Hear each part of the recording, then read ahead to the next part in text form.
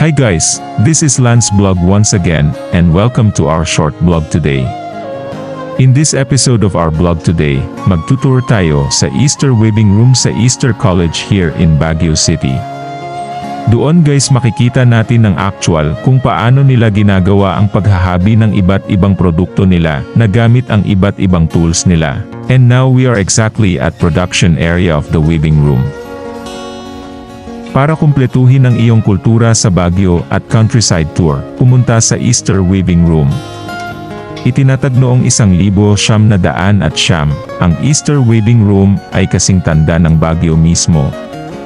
Isa rin ito sa ilang lugar sa Baguio kung saan masasaksihan ang tunay na tradisyonal na pamamaraan ng paghabi na ginagawa ng mga katutubo sa rehiyon ng Cordillera.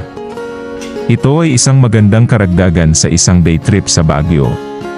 Ang Easter Weaving Room ay may work area kung saan maaari mong panoorin ang mga weaver na gumagawa ng kanilang mahika sa mga loom na may maraming kulay na mga thread. Masasaksihan mo rin ang pagiging komplikado ng paggawa ng you also get to witness the intricacy of making the exquisite Montanosa cloth, which ay colorful hand-woven cloth unique to the Cordillera region. Bukod sa panonood ng mga manghahabi na nagtatrabaho, maaari ka ring maglibot at tingnan ang mga display ng Easter Weaving Room. Mayroon silang malawak na seleksyon ng mga hand-woven na mga artikulo tulad ng mga bed linen, tablecloth, pampalamuti sa dingding, mga tela ng etniko, mga aksesorya ng damit, mga panrelihiyong kasuotan, at marami pa.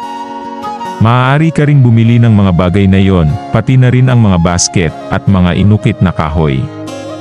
Kumpara sa iba pang pinagtagpi na produkto na ibinebenta sa paligid Baguio, ang kalidad ng mga bagay na ginawa sa East Weaving Room ay superior at kadalasan ay mas mura pa. Kaya ano pang hinihintay mo? Halika at bisitahin ang weaving room na ito ngayon. May mga available na other items na makikita mo dito sa showroom nila na marami kang pagpipilian. Ito ang mga baskets na gawa na ratan, basket na gawa sa banig, mga hinabi na sapatos na may iba't ibang designs, mga bags. May mga pang-display din sa bahay na figurines na inukit mula sa mga kahoy. Nagustuhan nyo na ba ang video guys?